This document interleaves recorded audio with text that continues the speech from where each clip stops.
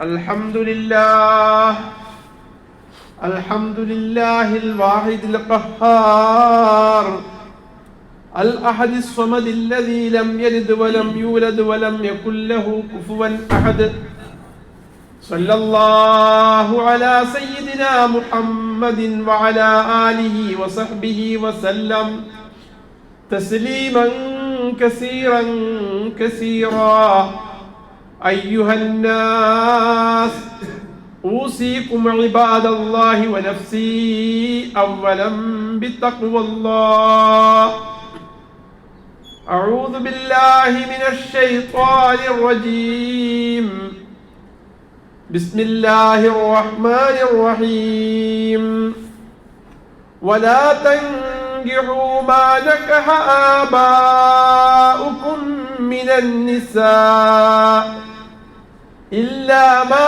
قد سلف إنه كان فاحشة ومقتا وساء سبيلا حرمت عليكم أمهاتكم وبناتكم وأخواتكم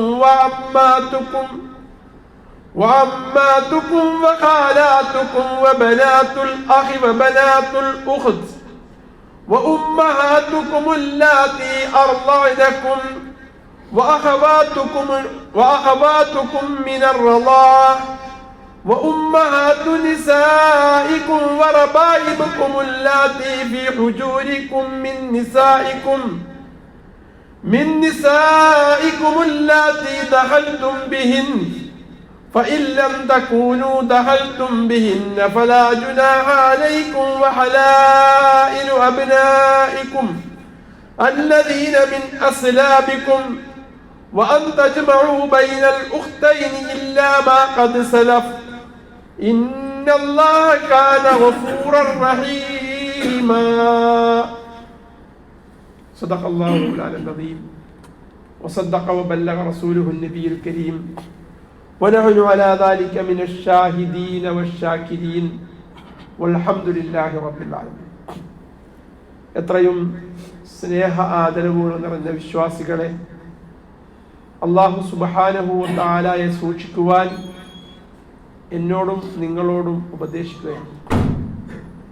സർവാധിനാഥനായ അല്ലാഹു നമ്മിൽ നിന്ന് ഈ നിമിഷം വരെ വന്നുപോയ മുഴുവൻ പാപങ്ങളും വിട്ടുപുറത്തു മാപ്പാക്കി തരുമാറാവട്ടെ. നമുക്കും ബന്ധപ്പെട്ടവർക്കുമുള്ള എല്ലാ അസുഖങ്ങളും പൂർണ്ണമായി ശിഫ നൽകി അനുഗ്രഹിക്കുമാറാവട്ടെ. നമ്മിൽ നിന്ന് മരണപ്പെട്ടു പോയ മുഴുവൻ ആളുകളുടെയും ഖബറിടം അല്ലാഹു വിശാലത നൽകി അനുഗ്രഹിക്കുമാറാവട്ടെ. നമ്മൾ കഴിഞ്ഞ ആഴ്ചകളിലെ വൈവാഹിക സംബന്ധമായ ധാരാളം വിഷയങ്ങളാണ് ചർച്ച ചെയ്തത്. വിവാഹം, അതിൻ്റെ വലീമ വരെ നമ്മളെത്തി. വിവാഹം കഴിക്കേണ്ടത് ആരൊക്കെ തമ്മിലായിരിക്കണം എന്നതിനെ സംബന്ധിച്ച് പരിശുദ്ധ ഖുർആൻ വളരെ കൃത്യമായി നമ്മെ പഠിപ്പിക്കുന്നു. റസൂലുള്ളാഹി സല്ലല്ലാഹു അലൈഹി വസല്ലമ തങ്ങൾ വിവാഹബന്ധം നിഷിദ്ധമായിട്ടുള്ള ആളുകളുമായി വിവാഹബന്ധത്തിൽ ഏർപ്പെടുന്നതും വിവാഹേതരമായി ബന്ധപ്പെടുന്നതുമെല്ലാം വിലക്കിയിട്ടുമുണ്ട്. അത് സംബന്ധമായി നമുക്കൊക്കെ നമ്മുടെ നാടുകളിലൊക്കെ മുസ്ലിമീങ്ങളും അല്ലാത്ത ആളുകളും പാലിച്ചു പോരുന്ന നമ്മളുടെ സംസ്കാരമായി ഉൾക്കൊണ്ടുപോകുന്ന കുറെ യാഥാർത്ഥ്യങ്ങൾ നമുക്ക് ബോധ്യവുമുണ്ട്. ആ ഒരു സാംസ്കാരികമായ വൈവാഹിക ചിട്ടവട്ടങ്ങൾക്കപ്പുറത്തേക്ക് കേരള സമൂഹം വല്ലാതെ അതിൽ ലംഘിച്ചിട്ടില്ല എന്ന ഒരു മൂല്യബോധത്തിൽ നിന്നുകൊണ്ട് തന്നെയാണ് ഈ വിഷയം ഞാൻ നിങ്ങളുടെ മുന്നിൽ ബോധ്യപ്പെടുത്തുന്നത്. എന്നാൽ പുതിയ തലമുറയിലെ ലൈംഗികമായ ആസ്വാദനങ്ങൾക്ക് പ്രത്യേകമായി നിബന്ധനകളോ നിയമങ്ങളോ ഒന്നും വേണ്ടതില്ല എന്ന ഒരു ടെൻഡൻസി കൂടിക്കൂടി വരുന്നുണ്ട് എന്നുള്ളതാണ്. അതിന് ആധുനികമായി പല പേരുകളും ഇട്ട് വിളിക്കുന്നുണ്ട്. ഇന്റർസെക്സ്, ഫ്രീ സെക്സ് എന്നൊക്കെയാണ് പുതിയ ലിബറൽ വാദികള് അതിന് പേരിട്ട് നൽകിയിരിക്കുന്നത്. അപ്പൊ ഇംഗ്ലീഷ് പേര് കേൾക്കുമ്പോൾ അതെന്ത് വലിയ സംസ്കാര സമ്പന്നമായ വാക്കുകളാണ് എന്നൊന്നും ആരും ചിന്തിക്കേണ്ടതില്ല. ഫ്രീ സെക്സ് എന്ന് പറഞ്ഞാൽ പ്രായപൂർത്തിയായ ഏതൊരു ആണിനും പെണ്ണിനും അവർക്ക് ഇഷ്ടമുള്ളതുപോലെ ഇഷ്ടമുള്ളവരെ ഇഷ്ടമുള്ള സമയത്ത് ഇഷ്ടമുള്ളവരുമായി ലൈംഗിക ബന്ധത്തിൽ ഏർപ്പെടാനുള്ള ഒരു തരം സ്വാതന്ത്ര്യമാണ് ഫ്രീ സെക്സിലൂടെ അവരെ ആവശ്യപ്പെടുന്നത്. അത് എത്തി നിൽക്കുന്നത് നമ്മുടെ കേരളത്തിൽ പോലും വിവാഹിതരായ ഭാര്യ ഭർത്താക്കന്മാർ ക്ലബുകളെടുത്ത് ലോഡ്ജുകളെടുത്ത് ഒരുമിച്ച് താമസിക്കുന്നു. 5, 6, 7 ദമ്പതികൾ, ഇപ്പോഴത്തെ ഭാഷയിൽ പറഞ്ഞ കപ്പിൾസ്. പുതിയ കല്യാണം കഴിഞ്ഞാൽ കപ്പിൾസുകൾ ഒരുമിച്ച് കൂടുക. കേൾക്കുമ്പോൾ നിങ്ങൾക്കൊക്കെ പുതിയതാണെന്ന് തോന്നുന്നുണ്ട്. ഇവിടുത്തെ പുതിയ ന്യൂ ജനറേഷൻ കുട്ടികൾക്കൊക്കെ അറിയാം അങ്ങനെയൊക്കെ ഉണ്ട് എന്നുള്ളത്. പുതിയ 50-60 വയസ്സുള്ള ആളുകൾക്ക് ചിലപ്പോൾ ഇതൊന്നും തിരിയില്ല, ഇങ്ങനെയൊക്കെ ഉണ്ടോ എന്ന് അത്ഭുതപ്പെട്ടു. അങ്ങനെ 5, 6 കപ്പിൾസ് ഒരു റൂം എടുക്കുന്നു. എന്നിട്ട് അവിടെ വന്നിട്ട് ഭാര്യമാരെ പരസ്പരം മാറുകയാണ് അങ്ങോട്ടും ഇങ്ങോട്ടും. എന്നിട്ട് അവർ അനുമാദിച്ചിട്ട് പോകുന്ന രീതി, അതൊക്കെ ഫ്രീ സെക്സുമായി ബന്ധപ്പെട്ട് നടമാടുന്ന കാര്യങ്ങളാണ്. ഇന്റർസെക്സ് എന്ന് പറയുന്ന മറ്റൊന്ന് പറഞ്ഞാൽ പുതിയ വാദഗതി അനുസരിച്ച് ലൈംഗിക ബന്ധത്തിൽ ഏർപ്പെടാൻ മാതാവ്, സഹോദരി, അതുപോലെ തന്നെ മറ്റ് ബന്ധങ്ങളൊന്നും തടസ്സമാകാൻ പാടില്ല. അതാണ് ഫ്രീ സെക്സ് എന്ന രീതിയിൽ ഇന്ന് നടന്നുകൊണ്ടിരിക്കുന്നത്. അതുകൊണ്ട് ഈ ആയത്തിനെ വളരെ പ്രസക്തമാവുന്നത് വരുന്ന കാലഘട്ടത്തിൽ ഇതിനും അപ്പുറമുള്ള ചിന്തകൾ ചിലപ്പോൾ ഈ വിവാഹത്തിൽ ഏർപ്പെടാൻ പോലും വാദിക്കുന്ന പുതിയ തലമുറ വന്നേക്കാൻ സാധ്യതയുള്ളത് കൊണ്ടാണ് അല്ലാഹു സുബ്ഹാനഹു വ തആല വളരെ കൃത്യമായി ആരെയാണ് വിവാഹം ചെയ്യൽ നിഷിദ്ധമായത് എന്ന് എണ്ണി പറയുന്നു. പുതിയ തലമുറക്ക് ഈ ആയത്ത് വെച്ചിട്ടുള്ള ഒരു വിവരമില്ലെങ്കിലും പഴയ തലമുറയിൽ നിന്ന് സാംസ്കാരികമായി കൈമാറി കിട്ടിയ ഒരു തിരിച്ചറിവുണ്ട്, മാതാവിനെ വിവാഹം ചെയ്യാൻ പാടില്ല. അത്ര ലൈംഗിക സാംസ്കാരിക ചുതിയിലേക്ക് നമ്മുടെ സമൂഹം എത്തിയെന്ന് എനിക്ക് വാദമില്ല. സ്വന്തം സഹോദരിയെ വിവാഹം ചെയ്യാൻ പാടില്ല, പക്ഷെ അത് മാറ്റപ്പെട്ടുകൊണ്ടിരിക്കുകയാണ്. അതിന്റെ ചിന്താഗതി മാറിക്കൊണ്ടിരിക്കുകയാണ്. ഇന്റർസെക്സും ഫ്രീ സെക്സും ഒക്കെ നമ്മുടെ യുവതലമുറയിലേക്ക് കടന്നു വരുന്നതോടുകൂടി വിവാഹാനന്തര ജീവിതം എന്നത് മരീചികയായിക്കൊണ്ടിരിക്കുകയാണ്. അതിന്റെ ആവശ്യമില്ല. പെൺകുട്ടികൾ നമ്മുടെ വീടകങ്ങളിൽ പറഞ്ഞു തുടങ്ങിയിട്ടുണ്ട്, എന്തിനപ്പ വിവാഹം? വിവാഹം കഴിച്ചു കഴിഞ്ഞാൽ ഭർത്താവിനെ അനുസരിക്കണം, ഭർത്താവിന്റെ വീട്ടുകാരെ അനുസരിക്കണം, പിന്നെ ഗർഭം ധരിക്കണം, മക്കളാവും, അവരെ പോറ്റണം. അങ്ങനെ ഭയങ്കര ഇറിറ്റേഷനാണ്. ജീവിതത്തിനൊരു ആസ്വാദനം ഉണ്ടാവുകയില്ല. ഭക്ഷണം കഴിക്കുന്നത് പോലെ, വെള്ളം കുടിക്കുന്നത് പോലെ, മറ്റ് ആസ്വാദനങ്ങളെ പോലെ നമുക്ക് ലൈംഗികമായി ആസ്വദിക്കാൻ വേറെ എന്തൊക്കെയോ മാർഗങ്ങളുണ്ട്. അങ്ങനെ ജീവിച്ചാൽ പോരെ എന്ന് ചോദിക്കുന്നിടത്തേക്ക് മുസ്ലിം തലമുറയിലെ മക്കൾ എത്തപ്പെട്ടുകൊണ്ടിരിക്കുന്നു എന്നിടത്താണ് പരിശുദ്ധ ഖുർആൻ ഈ വിഷയവുമായി ബന്ധപ്പെട്ട് നമ്മുടെ വൈവാഹിക ബന്ധങ്ങൾ ആരുമായിട്ടായിരിക്കണം എന്ന് പറഞ്ഞാൽ അനുവദിക്കപ്പെടുന്ന വിവാഹം പോലും എല്ലാവരെയും വിവാഹം ചെയ്യാൻ പാടില്ല എന്ന് ഖുർആൻ വളരെ കൃത്യമായി പണ്ടേ പറഞ്ഞു വെച്ചിരിക്കുന്നത്. റസൂലുള്ളാഹി സ്വല്ലല്ലാഹു അലൈഹി വസല്ലമ തങ്ങൾ പറയുന്നു, അങ്ങനെ ഒരു വൈകാരികമായ അടുപ്പം ഈ പരിശുദ്ധ ഖുർആൻ പറഞ്ഞിരിക്കുന്ന ആളുകളെ വിവാഹം ചെയ്താൽ ഉണ്ടാവുകയില്ല എന്ന്. സെക്ച്വലി സാറ്റിസ്ഫാക്ഷൻ അത് ലഭിക്കുകയില്ല എന്ന് റസൂലുള്ളാഹി സ്വല്ലല്ലാഹു അലൈഹി വസല്ലം പറഞ്ഞ ആ വാക്കിലുണ്ട്. മാനസികമായി മാതാവുമായി, മാതാവിനെ, സഹോദരിയെ, അങ്ങനെ ഈ ഖുർആൻ എണ്ണി എണ്ണി പറഞ്ഞ ആളുകൾ ഇൻഷാ അല്ലാഹ് അതിന്റെ അർത്ഥം പറയുന്നുണ്ട്. പറയുന്ന ആളുകളുമായി വിവാഹേതര വിവാഹ ബന്ധങ്ങളിൽ ഏർപ്പെട്ട് കഴിഞ്ഞാൽ മാനസികമായി നമുക്ക് സാറ്റിസ്ഫാക്ഷൻ ഉണ്ടാവുകയില്ല, ഒരു അനുഭൂതി ഉണ്ടാകുകയില്ല എന്ന് റസൂലുള്ളാഹി സ്വല്ലല്ലാഹു അലൈഹി പറഞ്ഞ ഹദീസുകൾ നമുക്ക് കാണാൻ സാധിക്കും. മറ്റൊരു ഹദീസ് റസൂലുള്ളാഹി സ്വല്ലല്ലാഹു അലൈഹി വസല്ലം തങ്ങൾ പറയുന്നത്, അങ്ങനെ ഇസ്ലാം പരിശുദ്ധ ഖുർആൻ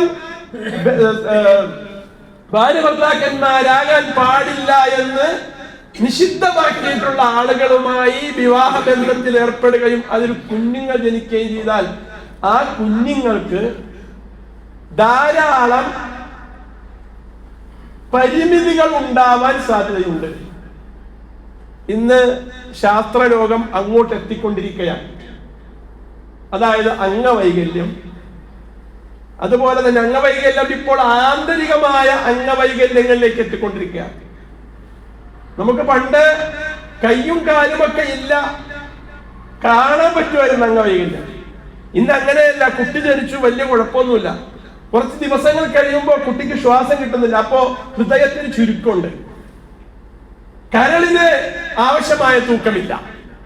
അംഗവൈകല്യം ആന്തരിക അംഗവൈകല്യങ്ങളിലേക്ക് എത്തിത്തുടങ്ങിയിരിക്കുന്നു എന്നൊരു അർത്ഥത്തിലേക്ക് മാറിയിരിക്കുന്നു. അപ്പോ വിവാഹ ജീവിതത്തിൽ ചിലപ്പോ സാമ്പത്തികമായ ഒരു ലക്ഷ്യം വെച്ചുകൊണ്ട് സമ്പത്ത് പുറത്തു പോകാതിരിക്കാൻ ഈ പറയപ്പെടുന്ന ആരെങ്കിലുമൊക്കെ വിവാഹത്തിൽ ഏർപ്പെടുന്നുണ്ടോ? അതുമല്ലെങ്കിൽ ഇസ്ലാം വെച്ചിരിക്കുന്ന വിവാഹ ബന്ധത്തിന്റെ ചില നിബന്ധനകളെ നമ്മുടെ വൈവാഹിക ബന്ധത്തിൽ നിഷേധിക്കപ്പെടുന്നുണ്ടോ? അപ്പോ എങ്ങനെയും എന്തിനും ഏത് രീതിയിലും ഇതൊക്കെ നിയന്ത്രിക്കാനെന്ന് ചോദിക്കുന്ന പുതിയ തലമുറയോട് പരിശുദ്ധ ഖുർആനും ഹദീസും ബോധ്യപ്പെടുത്തുന്ന, നമ്മൾ പാലിക്കപ്പെടേണ്ട നമ്മളുടെ സംസ്കാരത്തെ പാലിക്കുമ്പോൾ നമുക്ക് ലഭ്യമാകുന്നത് മാനസികവും ശാരീരികവും കുടുംബപരവുമായ ഒരു സുരക്ഷയും ഒരു അഭിവൃദ്ധിയും ഒക്കെ ഉണ്ട് എന്ന് പുതിയ തലമുറ മനസ്സിലാക്കി വെക്കുക. എന്നെയും നിങ്ങളെയുമൊക്കെ സൃഷ്ടിച്ച സൃഷ്ടാവായ പരിപാലകനായ രക്ഷിതാവായ അല്ലാഹുവാണ് മക്കളെ നിങ്ങൾക്ക് നിങ്ങളുടെ ആസ്വാദനത്തിന് വേണ്ടി വിചാരങ്ങൾ തന്നിട്ട് നിങ്ങളെ ആൺപെണ്ണായി സൃഷ്ടിച്ചു വെച്ചിരിക്കുന്നത്. നിങ്ങൾക്ക് ഫ്രീ സെക്സ് എന്നും അതുപോലെ ഇന്റർസെക്സ് എന്നൊക്കെ പറഞ്ഞ് തോന്നിയതുപോലെ ചെയ്യാനല്ല. ഞാൻ നിങ്ങളെ സൃഷ്ടിച്ചിരിക്കുന്ന നിങ്ങളുടെ സംവിധാനങ്ങളിൽ ചില നിയമങ്ങൾ ഞാൻ പറഞ്ഞിട്ടുണ്ട്, അത് പാലിച്ചേക്കണേ എന്ന് അല്ലാഹു സുബ്ഹാനഹു വ തആല പറയും. അപ്പൊ അല്ലാഹു സുബ്ഹാനഹു വ തആല പറയുന്നത്, പണ്ട് കാലങ്ങളിൽ ഉണ്ടായിരുന്ന, അതായത് നാമൊക്കെ ഡാർക്ക് ഏജ് എന്ന് പറഞ്ഞ് മാറ്റി നിർത്തിയിരുന്ന ഇരുണ്ട കാലഘട്ടത്തിലെ സംസ്കാര ശൂന്യരായ ആളുകൾക്കിടയിൽ ഉണ്ടായിരുന്ന വൈവാഹിക ബന്ധങ്ങളെയും വൈവാഹിക സംസ്കാരത്തെയും അപ്പാടെ ഉടച്ചു വാർത്തുകൊണ്ട് അല്ലാഹു സുബ്ഹാനഹു വ തആല പറയാണ്, വലാ തൻകിഹു മാ നകഹ ആബാഉ, നിങ്ങളുടെ പിതാക്കന്മാർ വിവാഹം ചെയ്ത് ഒഴിവാക്കിയ, മൊഴി ചൊല്ലിയ പെണ്ണുങ്ങളെ, നിങ്ങളുടെ പിതാക്കന്മാർ വിവാഹം ചെയ്തിട്ട് മൊഴി ചൊല്ലിയ പെണ്ണ്, നിങ്ങളുടെ മാതാവല്ല. ഒന്നെങ്കിൽ പിതാവ് നേരത്തെ വിവാഹം ചെയ്ത് ഒഴിവാക്കിയ പെണ്ണാവാം, അല്ലെങ്കിൽ നിങ്ങൾ ജനിച്ചതിന് ശേഷം വേറൊരു പെണ്ണ് കെട്ടിയിട്ട് പിതാവ് ഒഴിവാക്കിയ പെണ്ണാവാം. ആ പെണ്ണിനെ നിങ്ങൾക്ക് വിവാഹം ചെയ്യാൻ പാടില്ല. അങ്ങനെ ഒരു സംസ്കാരം അറബികളിൽ നിലനിന്നിരുന്നുവെന്ന് നമുക്ക് ചരിത്രം വായിച്ചാൽ കാണാൻ സാധിക്കും. അത് പറ്റില്ല കേട്ടോ. ഇല്ലാമ അസ്സലാം, കഴിഞ്ഞു പോയതൊക്കെ കഴിഞ്ഞു പോയി എന്ന് പറഞ്ഞാൽ ഈ ഖുർആൻ അവതരിക്കുന്നതിന് മുമ്പ് നിങ്ങൾ അങ്ങനെയൊക്കെ ജീവിച്ചിട്ടുണ്ട്. പാപ്പ എളാമ്മ എന്ന് പറഞ്ഞ് രണ്ടാമത്തെ ഉമ്മാടക്ക് ശേഷം വിവാഹം ചെയ്തതിന് വിവാഹമോചനം ചെയ്താൽ പിന്നെ മോൻ പോയിട്ട് കല്യാണം കഴിക്കുന്ന രീതി ഉണ്ടായിരുന്നു. അത് ഒഴിവാക്കണം. അല്ലാഹു സുബ്ഹാനഹു വ തആല പറഞ്ഞത്, ഇന്നഹു കാന ഫാഹിഷതൻ വമഖ്തൻ വസാഅ സബീല, അത് വളരെ മോശമായ ഏർപ്പാടാണ്, സംസ്കാരശൂന്യമായി പണിയണം. ഒരാൾ കേട്ടാൽ അതെ നല്ല പണിയല്ല, പിതാവിന്റെ ഭാര്യനെ പോയിട്ട് വിവാഹം ചെയ്യുക, ഒഴിവാക്കിയതാണെങ്കിൽ പോലും പാടില്ല. അത് അനധിവിദൂര ഭാവിയിൽ നിങ്ങൾക്ക് പ്രയാസങ്ങൾ ഉണ്ടാക്കും. വഴികെട്ട രീതിയുമാണ് എന്ന് 3 മോശമാണ് പറഞ്ഞത്. ഈ മത്തിന് പണ്ഡിതന്മാർ ഒരുപാട് വിശദീകരണങ്ങൾ പറയുന്നുണ്ട്. ധാരാളം മാനസിക ശാരീരിക രോഗങ്ങൾക്ക് കാരണമായേക്കാം എന്നാണ് അതിന്റെ അർത്ഥം എന്ന് പറയുന്ന പണ്ഡിതന്മാർ. പിന്നെ അല്ലാഹു സുബ്ഹാനഹു വ തആല പറയാം, ഇനി ആരൊക്കെയാണ് നിങ്ങൾക്ക് ഹറാമായവർ? വിവാഹബന്ധം ഹറാമായ അടുത്ത ബന്ധുക്കൾ ആരൊക്കെയാണ്? ഹുർരിമത്ത് അലൈക്കും ഉമ്മഹാത്തുക്കും, നിങ്ങളുടെ മാതാക്കൾ നിങ്ങൾക്ക് വിവാഹ ബന്ധത്തിൽ ഏർപ്പെടാൻ ഹറാമായ ആളുകളാണ്. ഇപ്പൊ മാതാവ് എന്ന് പറഞ്ഞാൽ മാതാവിന്റെ തസ്തികയിൽ വരുന്ന മാതാവിന്റെ മാതാവ്, അങ്ങനെ ആരൊക്കെയുണ്ടോ ആ തസ്തികയിൽ വരുന്ന എല്ലാവരും. അപ്പൊ തിരിച്ചിങ്ങോട്ട് ആണുങ്ങൾക്ക് ഹറാമാവുന്നത് ആൺമക്കളെ, അതായത് മാതാക്കൾക്ക് ആൺമക്കളെ ഹറാമാവും. ഈ ഖുർആൻ 2 തലത്തിലുമാണ് മനസ്സിലാക്കേണ്ടത്. ഒരു ആൺമകന് മാതാവ് ഹറാമാകുമ്പോൾ ഉമ്മക്ക് മകനും ഹറാമാകും. അപ്പൊ അങ്ങോട്ടും ഇങ്ങോട്ടും മനസ്സിലാക്കി പോകണം. ബനാത്തുക്കും, പെൺമക്കളെ വിവാഹം ചെയ്യൽ ഹറാമാണ്. അഖവാത്തുക്കും, സഹോദരിമാരെ വിവാഹം ചെയ്യൽ ഹറാമാണ്. അമ്മാത്തുക്കും, മാതാക്കന്മാരുടെ സഹോദരിമാരെയും വിവാഹം ചെയ്യൽ ഹറാമാണ്. ഖാലാത്തുക്കും, പിതൃ സഹോദരിമാരെയും വിവാഹം ചെയ്യൽ ഹറാമാണ്. ബനാത്തുൽ അഖി, സഹോദരന്റെ പുത്രിമാരെയും വിവാഹം ചെയ്യൽ ഹറാമാണ്. ബനാത്തുൽ ഉഖ്തി, സഹോദരിമാരുടെ പുത്രിമാരെയും വിവാഹം ചെയ്യൽ ഹറാമാണ്. ഉമ്മഹാത്തുക്കും അല്ലാത്തി അർളനക്കും, നിങ്ങൾക്ക് മുലയൂട്ടിയ പെണ്ണുങ്ങളെ വിവാഹം ചെയ്യലും ഹറാമാണ്. എന്ന് പറഞ്ഞാൽ ഇന്ന് ആ സംസ്കാരമില്ല. ഭാവിയിൽ ഉണ്ടായാലും തന്നോടൊപ്പം താൻ വേറൊരു ഉമ്മയുടെ മുലയൂട്ടപ്പെട്ടാൽ, ആ ഉമ്മയിൽ നിന്ന് പാല് കുടിച്ചാൽ ആ ഉമ്മയുടെ മക്കളായ പെൺമക്കളെല്ലാം ഹറാമാണ്. അത് സ്വന്തം ഉമ്മാനെ പോലെ എന്നാണ് ഇസ്ലാമിന്റെ കാഴ്ചപ്പാട്. അത്രയും വലിയ ബന്ധമാണ് അത്. വേറൊരു വിഷയമാണ് എന്താണ് മുലകുടി ബന്ധം എന്നത്. സ്വന്തം മാതാവിനെയും സ്വന്തം പിതാവിനെയും പോലെയാണ്. ഇന്ന് വ്യാപകമായി ആ സംസ്കാരം നിലനിൽക്കാത്തത് കൊണ്ട് ഏതോ രാജ്യങ്ങളിൽ നിലനിൽക്കുന്നുണ്ട്. വ്യാപകമായി നിലനിന്നിരുന്ന ഒരു സംസ്കാരമായിരുന്നു കൂലിക്ക് മുലയൂട്ടുന്ന ഒരു രീതി. നമുക്കറിയാലോ, നബി സല്ലല്ലാഹു അലൈഹി വസല്ലം നിങ്ങൾ ചരിത്രം പഠിക്കുമ്പോൾ ഹലീമ ബീവിയാണ് റസൂലുള്ളാഹി സ്വല്ലല്ലാഹു അലൈഹി വസല്ലം നിങ്ങൾക്ക് കൂടുതൽ കാലം പാല് കൊടുത്ത നമ്മൾ പഠിക്കാറുണ്ട്. അത് അന്നത്തെ ഒരു സംസ്കാരമാണ്. അങ്ങനെയുള്ള ഉമ്മമാരെയും വിവാഹം ചെയ്യാൻ പാടില്ല. പിന്നെ ആ സഹോദരിമാരൊക്കെ അതിൽപ്പെടും. മുലകുടി ബന്ധത്തിലെ സഹോദരിമാർ എന്ന് പറഞ്ഞാൽ ഒരു ഉമ്മയുടെ പാല് ഞാൻ കുടിക്കുന്നു, ആ ഉമ്മയോടൊപ്പം കുടിക്കുന്നത് വേറൊരു പെണ്ണാണ് എങ്കിൽ അത് സഹോദരിയാണെന്നാണ്. ആ സഹോദരിമാരെ വിവാഹം ചെയ്യാൻ പാടില്ല.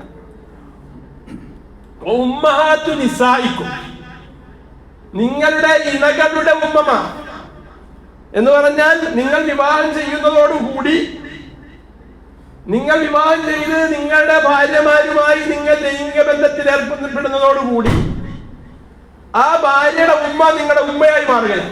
ഉമ്മയുടെ സ്ഥാനത്താണ്. വെറുതെ ഇസ്ലാം അങ്ങനെ കൽപ്പിക്കുന്നത്. ഉമ്മയുടെ സ്ഥാനത്താണ്. അമ്മായി അമ്മ എന്നായിരിക്കും നിങ്ങൾ പറയുന്നത്, അത് ഉമ്മയുടെ സ്ഥാനത്താണ്. ഇനി ഭാര്യനെ ഡിവോഴ്സ് ആക്കിയാലും അമ്മായി അമ്മേനെ വിവാഹം ചെയ്യാൻ പാടില്ല. ലോകാവസാനം വരെ ഉമ്മയാണെന്നാണ്. ഭാര്യ ഒഴിവായി പോയാലും ശരി ഭാര്യയുടെ ഉമ്മയാണ്. അങ്ങനെയാണ് ഇസ്ലാം പറയുന്നത്.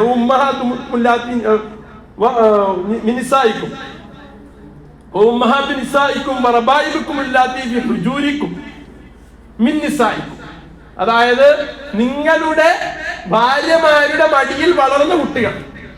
നിങ്ങൾ വിവാഹം ചെയ്യുമ്പോൾ ഭാര്യക്കൊരു പെൺകുട്ടിയുണ്ട്, അത് വേറെ ഒരുത്തന്റെ പെൺകുട്ടിയാണ്, നിങ്ങളുടെ മോളല്ല. പക്ഷെ ആ കുട്ടിയെ വിവാഹം ചെയ്യാൻ പാടില്ല. അതാണ് എങ്ങനെ എത്രയും വിശദമായിട്ട് പറഞ്ഞത്. നിങ്ങൾ വിവാഹം ചെയ്യുമ്പോൾ ഭാര്യയോടൊപ്പം ഉണ്ടായിരുന്ന പെൺകുട്ടികളെ നിങ്ങൾക്ക് വിവാഹം ചെയ്യാൻ പാടില്ല. അത് വേറെ ആരുടെയും കുട്ടിയാണെങ്കിൽ പോലും നിങ്ങൾ ആ പെണ്ണിനെ വിവാഹം ചെയ്യുന്നതോടുകൂടി നിങ്ങളുടെ കുട്ടിയായി മാറി. അതിനെ വിവാഹം ചെയ്യാൻ പാടില്ല. അല്ലാത്തി ദഖൽതും ബിഹിന്ന, ഒരു ഓപ്ഷൻ അല്ലാഹു സുബ്ഹാനഹു വ തആല വിവാഹം ചെയ്തിട്ടുണ്ട്. വിവാഹം ചെയ്യുന്നതോടൊപ്പം തന്നെ അവളുമായി ലൈംഗിക ബന്ധത്തിൽ ഏർപ്പെട്ട് കഴിഞ്ഞാൽ നിർബന്ധമായും അവളോടൊപ്പമുള്ള കുട്ടികളെല്ലാം നിനക്ക് ഹറാമാണ്. ഇല്ല, വിവാഹം കഴിഞ്ഞു ലൈംഗിക ബന്ധത്തിൽ ഏർപ്പെടാതെ ഒഴിവാക്കി വിട്ടാൽ നിന്റെ കുട്ടിയാകുകയില്ല. അത് അവളെ വേണമെങ്കിൽ വിവാഹം ചെയ്യാം എന്ന് പറഞ്ഞ് അല്ലാഹു തആല അവസാനിപ്പിക്കുകയാണ്.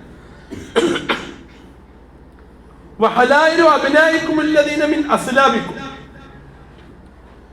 അതുപോലെ തന്നെ നിങ്ങളുടെ സുൽബിൽ നിന്ന് പിറന്ന മക്കളുടെ ഭാര്യമാർ. അത് മനസ്സിലായ? മരുമക്കള്, നമ്മൾ സാധാരണ നമ്മുടെ മോൻ കെട്ടിയ ഭാര്യമാർ നിങ്ങൾക്ക് ഹറാമാണ്. അതായത് ഇനി മോൻ ആ പെണ്ണിന്റെ വിവാഹമോചനം നടത്തിയാലും ശരി, അമ്മാച്ചന്റെ ആക്കത്തിൽ ആ പെണ്ണ് ഹറാമാണ്. അതാണ് അല്ലാഹു സുബ്ഹാനഹു വ തആല പറഞ്ഞത്. വഅൻ തജ്മഉ ബൈനൽ ഉഖ്തൈൻ. ഈ ഇത് വളരെ ഗൗരവമായി പാലിക്കേണ്ട ഒന്നാണ്.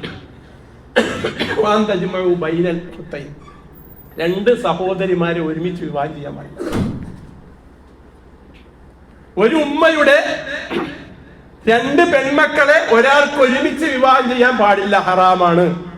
പല സ്ഥലങ്ങളിലും പല മഹല്ലുകളിലും, എന്റെ മഹല്ലിൽ പോലും അങ്ങനെ ജീവിക്കുന്നുണ്ട്, പറഞ്ഞിട്ട് മനസ്സിലാണില്ല. എന്ന് പറഞ്ഞാല് ആദ്യത്തെ ഭാര്യ പ്രസവിച്ച് കിടന്നപ്പോ പ്രസവം കാണാനും അവള് ചോദിക്കാൻ ചെന്നപ്പോ മറ്റേ ഓളുമായിട്ട് ഇങ്ങനെ പതിയെ അങ്ങോട്ടും കുശൂഷിത്ത് എന്തൊക്കെ സംഭവിച്ച് പിന്നെ അവളെയും കൂടി വിവാഹം ചെയ്ത് രണ്ട് വീട്ടിൽ താമസിപ്പിക്കണം. വലിയ കണ്ടീഷനിൽ പറയണം അല്ലാഹു സുബ്ഹാനഹു വ തആല ഹറാമാക്കിയതാ എന്ന് പറഞ്ഞ് ചേട്ടത്തിന് അനിയത്തിനെ കിട്ടുമ്പോ അയാൾ നല്ല പുണ്യം ചെയ്തെന്നല്ലേ പറയണല്ലേ. ചേട്ടത്തി അനിയത്തിയും സ്വന്തം ഭാര്യയാവുമ്പോ വലിയ പുണ്യം ചെയ്തെന്നല്ല പറയണത്, ഹറാമാണ് എന്നാണ് പറഞ്ഞത്. ഒരുമിച്ച് വിവാഹം ചെയ്യാൻ പാടില്ല. അതേ അവസ്ഥയിൽ തന്നെയാണ് ഒരു പെണ്ണിനെയും ആ പെണ്ണിന്റെ ഇളയമ്മയായി ഒരുമിച്ച് വിവാഹം ചെയ്യാൻ പാടില്ല. പെണ്ണിന്റെ ഇളയമ്മ നമുക്ക് എന്താണ് വിവാഹം ചെയ്യാം, പക്ഷെ പെണ്ണുള്ളപ്പോൾ വിവാഹം ചെയ്യാൻ പാടില്ല. അങ്ങനെ ഒരുപാട്, അതായത് ഇതൊക്കെ നമ്മൾ മറന്നു പോകണം. ആ കാറ്റഗറിയിൽ വരുന്ന ആരെയും വിവാഹം ചെയ്യാൻ പാടില്ല എന്നാണ്. രണ്ട് പെണ്ണ് കെട്ടാൻ പാടില്ല എന്ന് ചോദിച്ചാല് ഒരു വീട്ടിൽ നിന്ന് രണ്ട് പെണ്ണുങ്ങളെ ഒരുമിച്ച് കെട്ടാൻ പാടില്ല. അതൊരു പെണ്ണിനെയും അതിന്റെ ഇളയമാനെയും അതിന്റെ മുത്താമ്മനെയും അതൊക്കെ ഉണ്ട്. ഈ നേരത്തെ പറഞ്ഞ കാറ്റഗറിയിൽ വരുന്ന ആരെയും വിവാഹം ചെയ്യാൻ പാടില്ല ഒരുമിച്ച്. ഒരു ഭാര്യ മരിച്ചു, അപ്പൊ അതിന്റെ അനിയത്തിനെ കെട്ടിക്കാൻ നിൽക്കണ്ട്, കെട്ടാം, ഒരുമിച്ച് കൂട്ടാൻ പാടില്ലെന്നുള്ളൂ. ഒരേ സമയം ചേട്ടത്തി അനിയത്തിയും നിങ്ങൾ ഭാര്യമാരുണ്ടാകാൻ പാടില്ല. അല്ലെങ്കിൽ ഇതിനെ ഡിവോഴ്സ് ചെയ്തു, അവിടെ ഭാര്യയല്ല, എന്നിട്ട് അനിയത്തിനെ കെട്ടാൻ, രണ്ടുപേരെയും കൂടി കെട്ടാൻ അല്ലാഹു സുബ്ഹാനഹു വ തആല അനുവദിക്കുന്നില്ല. അവസാനം അല്ലാഹു സുബ്ഹാനഹു വ തആല വൽ മുഹ്സനാത്തു മിനൻ നിസാഇ ഇല്ലാ മാ മലക്കത് അയ്മാനുക്കും, ഒരാളുടെ ഭാര്യയെ മറ്റൊരാൾക്ക് വിവാഹം ചെയ്യാൻ പാടില്ല എന്ന് പറഞ്ഞാൽ എന്റെ ഭാര്യയെ ഞാൻ തലാഖ് ചെല്ലാത്തടത്തോളം കാലം വേറൊരാൾക്ക് വിവാഹം ചെയ്യാൻ പാടില്ല എന്നാണ് ആ പരിശുദ്ധ ഖുർആൻ പറയുന്നതിന്റെ അർത്ഥം. ഇന്നെന്താണ്, പ്രേമിക്കുന്നു, വന്നു പോകുന്നു, അങ്ങനെ പലതും നമ്മൾ കേൾക്കുന്നു. പക്ഷെ വിവാഹം പോലും ഹറാമാണ് എന്നാണ് മനസ്സിലാക്കേണ്ടത്. ഒരാളുടെ ഭാര്യയെ, പിന്നെ വിവാഹം ഹറാമാണ്, പിന്നെ കൊതിക്കാൻ പാടില്ല, ആഗ്രഹിക്കാൻ പോലും പാടില്ല. ഒരു ഹദീസ് ഒരുപാട് വിശദമായി പറയുന്നുണ്ട്. ആ ആയത്തുകളുടെ അർത്ഥം പറഞ്ഞപ്പോൾ തന്നെ നമ്മുടെ സമയം തീർന്നു. അപ്പൊ അതുകൊണ്ട് വിവാഹ ബന്ധം സുദൃഢമാകണമെങ്കിൽ അതിൽ അല്ലാഹു സുബ്ഹാനഹു വ തആല പറഞ്ഞ കാരുണ്യവും അതുപോലെ തന്നെ പ്രേമവും ഒക്കെ അങ്കുരിക്കണമെങ്കിൽ ഈ പറയപ്പെട്ട അല്ലാഹു സുബ്ഹാനഹു വ തആല പറഞ്ഞു തന്ന ആളുകളെ ഒഴിവാക്കിയിട്ടായിരിക്കണം നമ്മൾ വിവാഹം ചെയ്യേണ്ടത്. നമ്മുടെ സംസ്കാരം അത്ര ചുതിയിലേക്ക് പോയിട്ടില്ല. ഇതൊക്കെ പറഞ്ഞാൽ മനസ്സിലാവുന്ന ഒരു കാലഘട്ടത്തിലാണ് ഈ ഉള്ള തലമുറയുള്ളത്. പക്ഷെ പുതിയ തലമുറക്ക് ഇതൊന്നും, ഒന്ന് ഈ ഖുർആനുമായിട്ട് ബന്ധപ്പെട്ടുള്ള ഇത്തരം നിയമങ്ങൾ അറിയില്ലാതെ വരുന്നു, മറുവശത്തുനിന്ന് ഇസ്ലാമികമായ വിവരങ്ങൾ കിട്ടാതെ വരികയും മറുവശത്തുനിന്ന് ഇസ്ലാമികമല്ലാത്ത കുറെ ചിന്താഗതികൾ കിട്ടുകയും ചെയ്യുമ്പോൾ സാംസ്കാരികമായ ഒരു അധമത്വം, ഒരു അവജ്ഞ, ഒരു വിജ്ഞാനക്കുറവൊക്കെ ഉണ്ടാവുകയും പിന്നെ എന്താ കുഴപ്പം എന്ന് പറയുന്നിടത്തേക്ക് എത്തിച്ചേരുകയും ചെയ്യാം. ചുരുക്കി പറയുകയാണ്, പണ്ടൊക്കെ നമുക്കറിയാം ഒരു അന്യ പെണ്ണും ഒരു അന്യ പുരുഷനും തമ്മിൽ എവിടെയെങ്കിലും ഇന്ന് എന്തെങ്കിലുമൊക്കെ സംസാരിച്ചു എന്നറിഞ്ഞാൽ അത് നാട്ടിലൊരു അഭിമാനത്തിന്റെ ശതമായി അപമാനമായി കാണുന്നുണ്ടെങ്കിൽ ഇന്നിപ്പോ ഒരു അമ്മാവനോ അല്ലെങ്കിൽ ഒരു ഉസ്താദോ ആരെങ്കിലും ചെന്ന് ചോദിച്ചാല് അതിനിപ്പോ എന്താണെന്ന് ചോദിക്കണം, അതിനിപ്പോ എന്താ പ്രശ്നമെന്ന് ചോദിക്കണം. ആ അടുത്തേക്ക് എത്തിയിരിക്കുന്ന ഒരു കാലഘട്ടത്തിലാണ് നമ്മളുള്ളത്. അതുകൊണ്ട് അല്ലാഹു സുബ്ഹാനഹു വ തആല ഈ തലമുറയും വരും തലമുറയും പരിശുദ്ധ ഖുർആനിന്റെയും ഹദീസിന്റെയും ഒരു പശ്ചാത്തലത്തിൽ ജീവിക്കുവാൻ, ഒരു സംസ്കാരത്തിൽ ഊന്നി നിന്നുകൊണ്ട് എല്ലാ ജീവിത ക്രമങ്ങളെയും പാലിക്കാനും അല്ലാഹു തൗഫീഖ് നൽകി അനുഗ്രഹിക്കുമാറാവട്ടെ. വന്നുപോയ പാപങ്ങൾ അല്ലാഹു തആല പുറത്തു തരട്ടെ. വരാൻ പോകുന്ന ജീവിതം ഏറ്റവും അനുഗ്രഹീതമാക്കി തീർക്കാൻ അല്ലാഹു അനുഗ്രഹം ചെയ്യുമാറാവട്ടെ. أقول قولي هذا أستغفر الله العظيم لي ولكم وأستغفره عني وعنكم وعن جميع المؤمنين والمسلمين أجمعين فاستغفروه إنه هو الغفور الرحيم. يا أيها الذين آمنوا اتقوا الله وقولوا قولا سديدا يصلح لكم أعمالكم ويغفر لكم ذنوبكم ومن يطع الله ورسوله فقد فاز فوزا عظيما.